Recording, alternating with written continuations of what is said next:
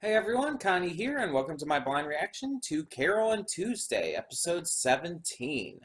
So yeah, last time on Carole and Tuesday, we met Flora.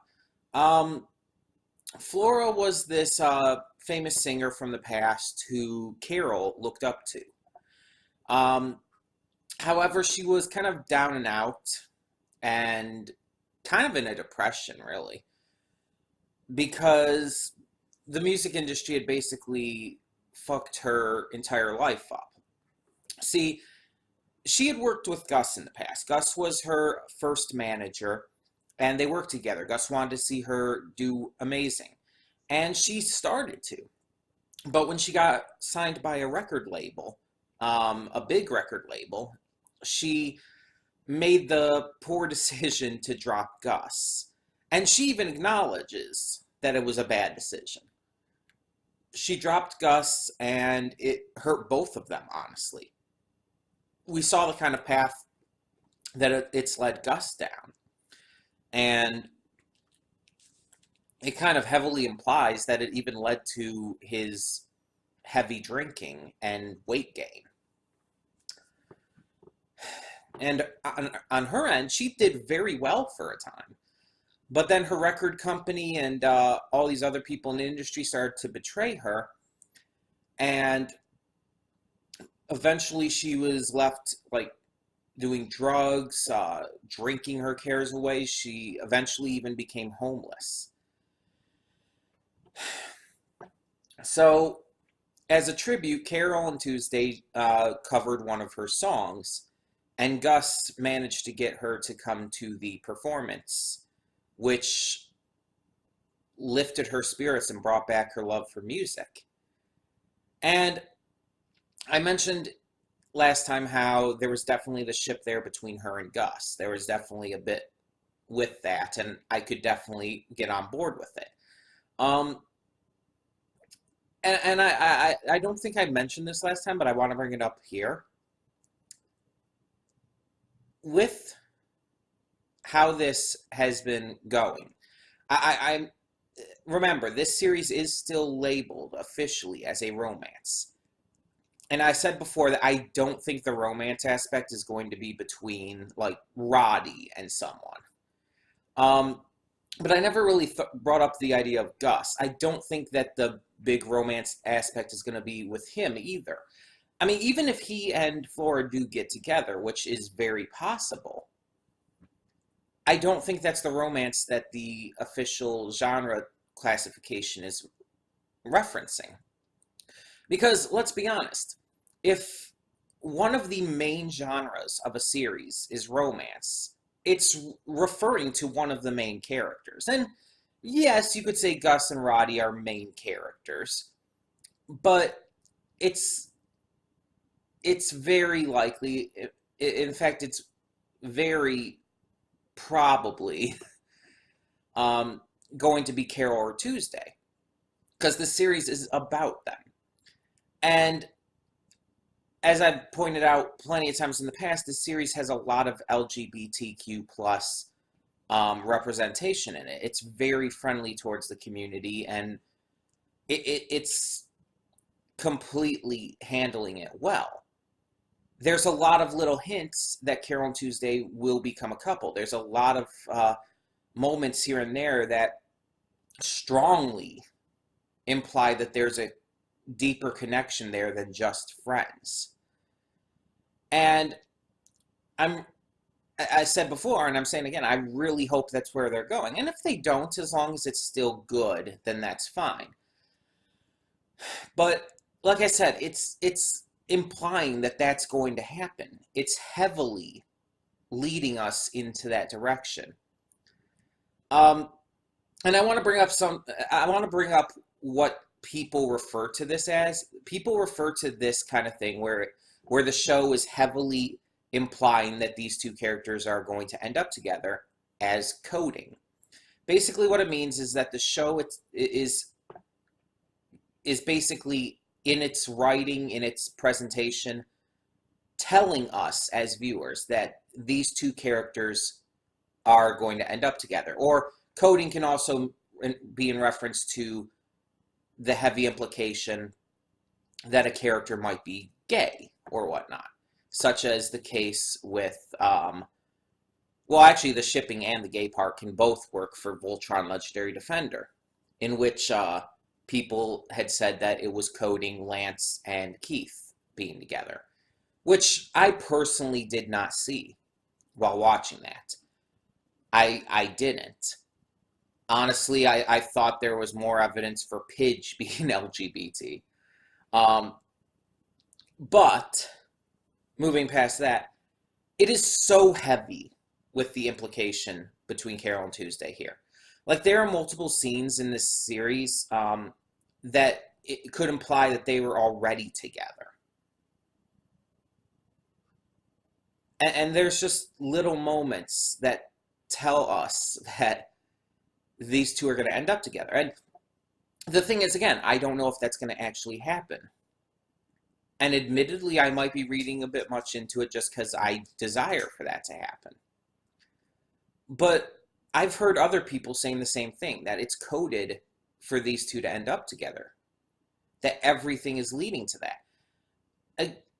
Even the fact that there is so much other LGBTQ plus representation in there, and the fact that it's all being, the way it's all presented, is heavily foreshadowing these two getting together in the end.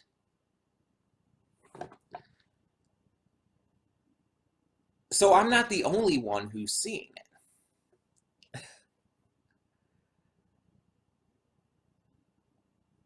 So yeah, I wanted to bring that up because it's like, if there is going to be an ongoing romance with Gus and Flora, I don't think that's what the romance tag for the show is. I think that it's still referring more likely to Carole and Tuesday.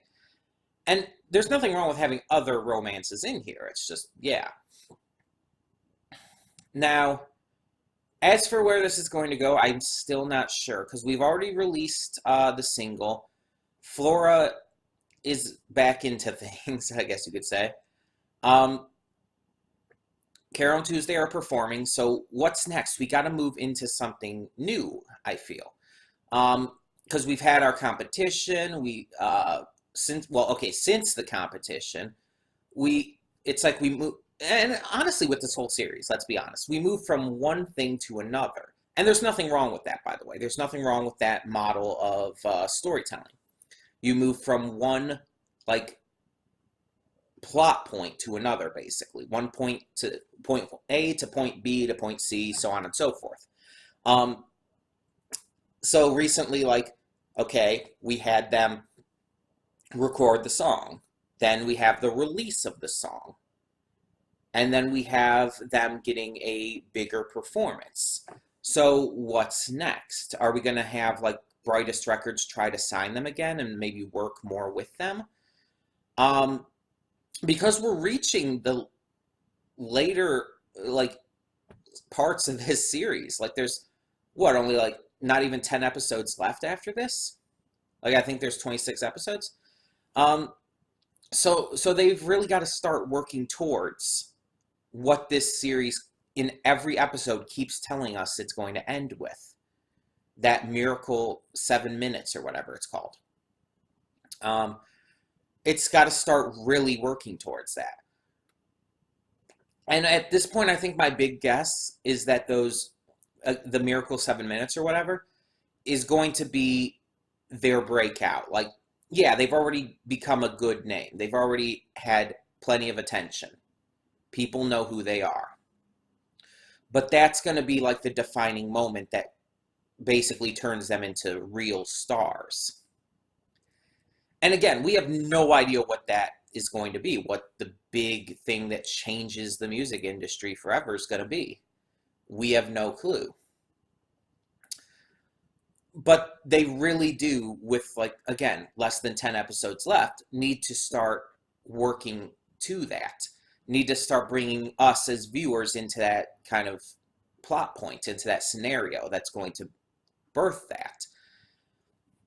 I assume it's going to be some big performance, and honestly, I assume it's going to be at the same concert hall where they first snuck in and played the piano. Just based alone on the visuals that play at the beginning of every episode when they're talking about those Miracle 7 Minutes or whatever, it looks like it's the same concert hall. So I'm thinking that they're going to perform in there, and that's where this is going to happen. But that's pretty much all I can guess about it. Like I assume it's going to be a performance, but that could mean anything. Who knows exactly what that's going to imply, or what's going to be like happening with it. You know what I mean. um, yeah, it's just there's a lot to wonder going into this. But they do need to start working towards it because there's just not a lot of time left. Like, this show is great with having all of these little side stories with all these other characters that tie into things. Like, again, the last one of Flora was great. It really was. And it, again, gave a lot of depth and backstory to Gus. So, yeah, you could say it was important. But all in all, we do want to focus on the big thing here. And then there's the fact of Angela. Like, we know she and Carole and Tuesday are kind of like friendly rivals. But there's got to be some kind of culmination to that because that has been built up since the very beginning. There's got to be some kind of culmination, and I'm just really like freaking curious to know what that's going to be. And then will Carole's father return? Like he had to head back to Earth, but will he return by the end? Like, will he be at that performance? There's a lot of questions and not a lot of episodes left, all things considered, which kind of sucks. But at the same time, this series has been so good, so hype, that while it sucks that it's going to be over soon,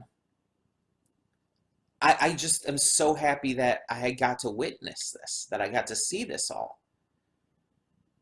So, yeah, we're just going to get this started. Hope to God that this episode is just as good as everything else this series has been.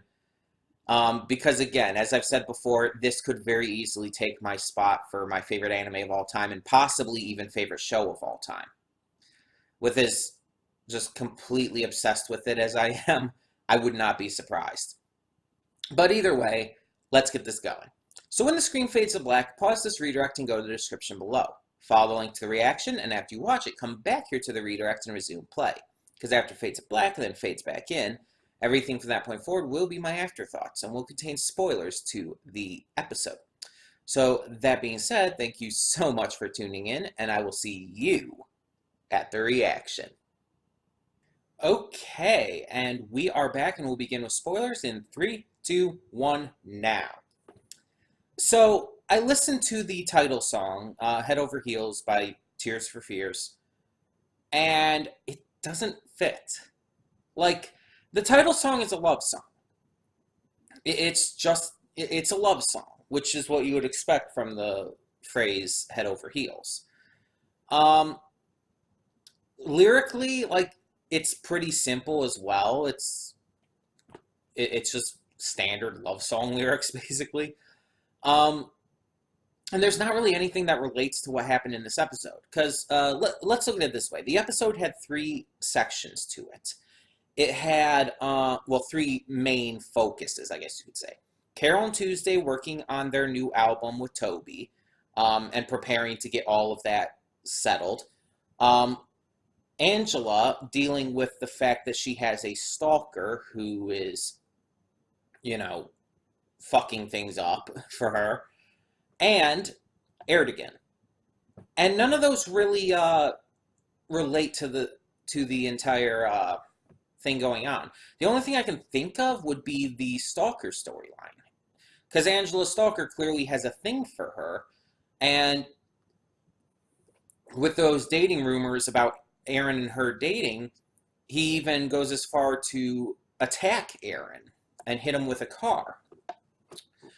So there's a little bit of a love aspect in that storyline, but it doesn't really relate to the song all that much. And this isn't like any real complaint to the story or anything, to the episode or whatnot. I'm just saying, because we've had a couple episodes where it hasn't really related that well either. The only other thing you could possibly say is, in just by the title alone, it could relate to Erdogan kind of having that desire to wow audiences and stuff, to put people head over heels for him and his music. But that's really kind of stretching, in my opinion. Um, but let's talk about each of these three parts of the episode. So we'll start with the simple one and get that out of the way first. Angela's stalker. So in the last episode, we found out Angela does have a stalker who is making things tough for her. She's doing fine, all things considered, but things are getting really hard for her. We see that there's been rumors of her and Aaron dating, and we saw Aaron before. He's helping out and everything, and he's being a friend, but he clearly wants something more. As we see in this episode, he actually wants to date her and seems to not have the best intentions in mind for doing so. It seems like his reasoning for wanting to date her is based on less than satisfactory reasons. It's not that he loves her. It's basically like beneficial to do so. We find that out right before he's hit by a car. The stalker we also get to see for the first time. Granted, that plotline was only started in the last episode. We see the stalker, but not completely. We see like a hooded figure, which admittedly is very cliche. Like, yeah, the stalker's going to be this hooded figure who's biting his lip while looking at a possible romantic rival to the person he's stalking. Okay.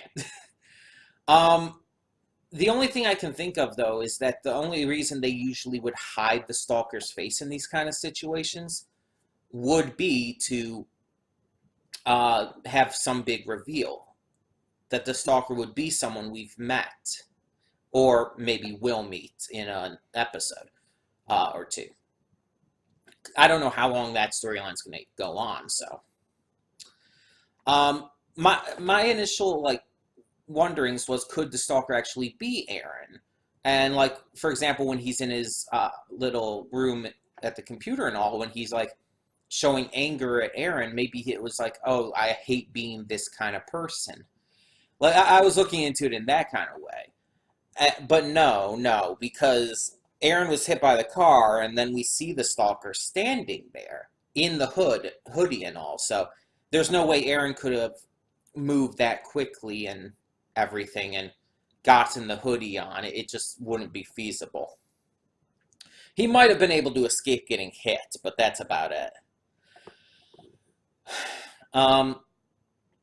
But yeah, it's really interesting. And the entire idea of a stalker, I believe I said last time, isn't out of the ordinary at all for someone in the public spotlight, especially someone as famous as Angela is. So I'm completely fine with the idea of her having a stalker. I just hope things don't go too bad. But let's get into the second part, and that's Carole. Well, not second part in terms of how it happened in the episode, but you know what I mean. Carole and Tuesday starting to work on their first album with Toby. So Toby's going to continue being their producer. He wants to hear their entire catalog of music to decide what's going to go on the album alongside Army of Two. But he decides really easily and quickly based on just the first few chords of each song whether or not they're good. And pretty much all of them, in his eyes, are shit. The eighth one they played, though, which I can't even tell which one that was at the moment, but that's the only one he's willing to give a chance to, though. But he wants them to write a bunch of new songs, which is a big order. Like, that's a lot to put on them suddenly. But really, they've got no real no real choice. And to be honest, he is a world-famous record producer, so honestly, I guess he can be trusted, even if he is a bit crazy and ornery. So yeah, there's not really much else going on with that storyline at the moment. They have an interview with the one guy we saw before, um, and it talks more about personal stuff, and they bring up the fact that Valerie is trying to deport all of the immigrants and shit, and how that could affect Carole because she's an immigrant. And yeah, I definitely think they're going to be going somewhere with that storyline by the end. And real quick, this I guess is part of the same storyline in this episode because it's directly tied to that interview. It does show Valerie and them at one point, and they're talking about it, and it very much implies, and with past evidence as well, that Valerie doesn't necessarily believe in all of this anti-immigration policy she's spouting. That it's basically her manager, her campaign manager, that's forcing her to take this stance. It kind of implies that she doesn't even believe in that, but that she's doing it because she believes it'll help her win, and she is going to do anything she can to win. And when Spencer shows that he's getting fed up with it, she actually has a real humanizing moment for her character when she says very sorrowfully, "Are you going to leave me too?" Or I think she actually uses the word abandon. I think that she's really out of sorts by Tuesday leaving and making such a big point out of leaving. Like, she brought her back to the mansion and everything, and then Tuesday escaped, got out again. I think that's actually taken an effect on Valerie. I mean, I don't know where her husband is, where Tuesday and Spencer's father is, but it can be implied that he's either dead or he left them. And honestly, I think it would actually leave a bigger impact if he left, like if he abandoned them. And I think it would actually make a bigger impact for her character, especially after now Tuesday doing the same in her eyes, and the possibility of Spencer even doing so. This could be great for Valerie's character. And I know the entire anti-immigration policy thing is definitely an obvious play on the American Republican Party currently. Because even though this is the anime would have been getting made for years now, it's like this is a big thing that's been going on since Trump first announced his election and his election candidacy and all. So it's like it's very clearly a play on that idea.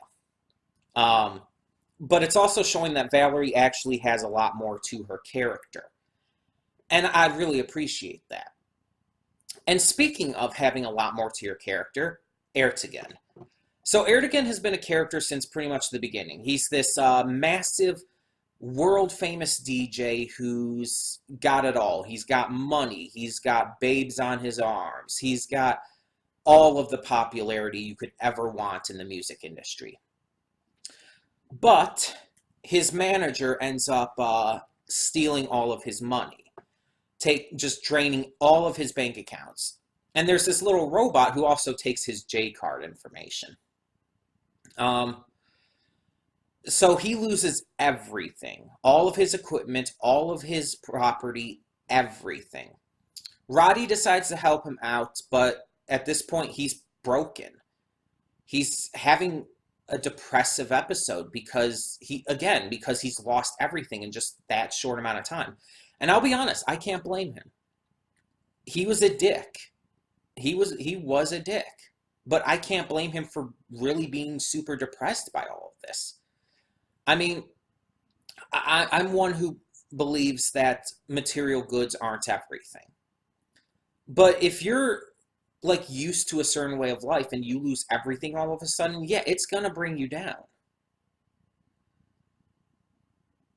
And the fact is, not only that, but as he said himself, he found out that his friends didn't truly care about him, that they weren't real friends to him, that they only wanted him for his money and fame. And that's got to be a massive blow to him. Like, yeah, this dude reveled in money and fame and everything. But to find out that those people he thought actually cared about him didn't, that sucks. So he's going into this major depressive episode, and we even see like he has these visions of these other Erdogan's. For the most part, we see this devil on his shoulder character who is basically telling him he's worthless, telling him that he can't do it, that he's a joke, that he's a laughing stock. But we eventually see that there's also the angel on the shoulder, the Erdogan that takes pride in the music he's created, the Erdogan that encourages himself. And it's a really nice touch. Like, they really didn't have to do that. Like, they could have just had like close-ups on his face and like have his voice like overlaid to where it's like he's talking to himself or like thinking to himself and everything. Or even done some kind of like mirror gag, like um, Green Goblin, Norman Osborn in the first Sam Raimi Spider-Man movie. But no, they did the straight up like visions of two other full Erdogans acting as the metaphorical angel and devil on the shoulder, which I thought was fantastic. And the way they actually handled those scenes were so effective. They made you feel for Erdogan as a character who up to this point has been quite a bit of a dick. Especially to Carole and Tuesday, though admittedly, during Mars Brightest, he definitely seemed to warm up to them a bit. We find out that he actually did used to do music more traditionally, but that he moved on to doing it with the AI and equipment and stuff. So Roddy brings him to Carole and Tuesdays and asks them to let him use their keyboard, Carole's keyboard. And he does, and he writes a song on it. And it's not terrible. But then he says he needs a singer. And my first thought was he was going to ask Carole and Tuesday. Because, like, I mean, they're right there. And he's acknowledged their talent at this point. But then we see that he's not, like, completely gone from his old ways. And that's actually completely fair. He goes to Angela, the biggest star in the industry right now, and he asks Mr. Tao if he can use her for this song. And Tao, at first, says no. It's like, I'll hear your song, though. But since he doesn't have a keyboard, he kind of just has to ad-lib it, and it's actually really fucking hilarious. But Tao actually ends up agreeing, which really took me by surprise. Though, to be fair, we have seen Tao show some legitimate respect and interest in non-AI produced music. Though, obviously, this track will be AI produced. But Angela's like upset that no one's consulting her about this, that they're just kind of making the decisions for her. The only things I can see happening with this, though, is that either it is going to work, or Erdogan and Tao are just not going to be able to work well together, and he is going to have to end up going to Carole on Tuesday. Now, I was talking in the pre-thoughts about how I felt they needed to start moving in the direction of the miraculous 7 minutes that the opening of every episode talks about, the cold open before the actual intro sequence. And I was thinking, like, I don't think I outright said it, but I was thinking at the time as well, that it's like, while I like a lot of these more episodic stories, I want to see them focus on something, like, plot-wise. Focus on something big plot-wise. And they did here. This was very plot-heavy. Even the stuff with Erdogan was super plot-related. Because let's be honest, like I said, Erdogan has been a driving force in the series since day one. And he hasn't always been there at every point, but you knew every time he showed up that they're going somewhere with him. And I definitely think it's going to relate to him having to have this massive humility check. And this episode started that. And I definitely think that he's going to end up becoming a major ally to Carole on Tuesday in this journey to the miraculous 7 minutes. So yeah, I'm really liking what they did here. I'm really interested to hear what kind of new songs we get for Carole and Tuesday's first album. And I do want to know what's going to happen with this Stalker storyline, too. There's a lot that's going on here.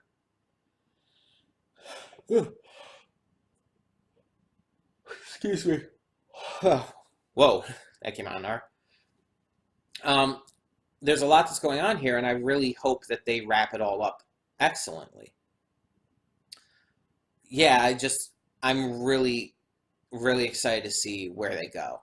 And I really think that they need to, like, do something with Carole and Tuesday's relationship. Even if they don't, like, confirm them as a couple or anything, they need to at least, like, make a big note by the end of what exactly their relationship is and where both of them, like, see it having taken them since they met.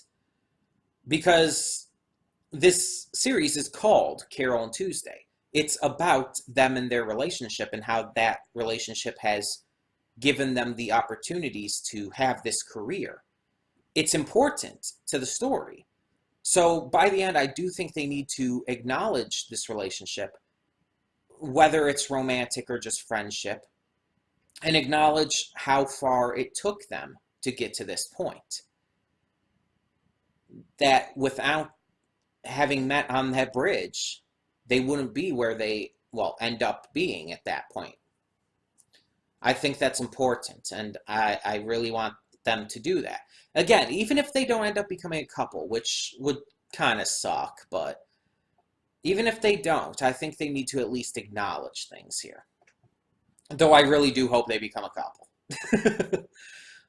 Another thing I would like to see in these last, like, less than 10 episodes, I would like to see certain characters return, one of which you might actually be surprised by. I would like to see Se2 return. You guys know I despised the fuck out of her. And for good reason. She was creepy as fuck. She was excessively overbearing. She physically injured Tuesday with that gift bomb thing. She bit Tuesday's neck to claim her as her own, which is 10 levels of fucked up, at least. But I think I would actually like to see her return. And the reason for that is because I think it could add an interesting dynamic. To have her return after Carole and Tuesday maybe have released their first album, and have her maybe even apologize for the way she acted and have a little bit of a redemption moment. I think it would just add something. Or, hell, maybe the stalker is Se2. I just thought of that, like, right now. What if Angela's stalker is Se2? That would so fit with Se2's character. Plus, again, I feel like they're working up to, like, the fact that with the stalker in the hoodie and everything, maybe they're working up to some kind of thing with the stalker being someone we already know. Would Se2 not work? Yeah, Se2 did clearly show more of an interest in Tuesday back in the competition rather than Angela, but that doesn't mean her interest couldn't shift. That would be fascinating.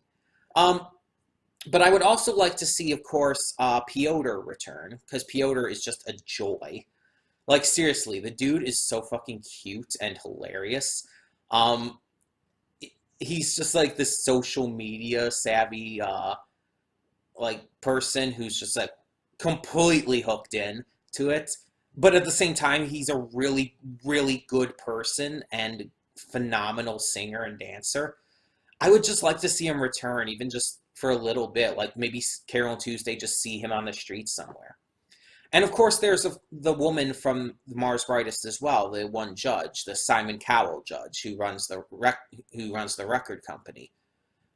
We did see her after Mars Brightest for that one episode when they were possibly striking a deal, but ended up turning it down. I want to see her return too. I think they could do something with her. And there's various other characters, of course, those minor characters we've seen here and there. But yeah, there's a lot they could do going forward. And again, we've got less than 10 episodes left, so I'm just not sure exactly what they're going to do here. But I can definitely tell they've got to wrap up the entire storyline with Valerie and her presidency. Candidacy for presidency. And they're definitely, I think, working on maybe redeeming her. They've got to wrap up this entire thing now with Erdogan, with the Stalker, with Carole and Tuesday's first album.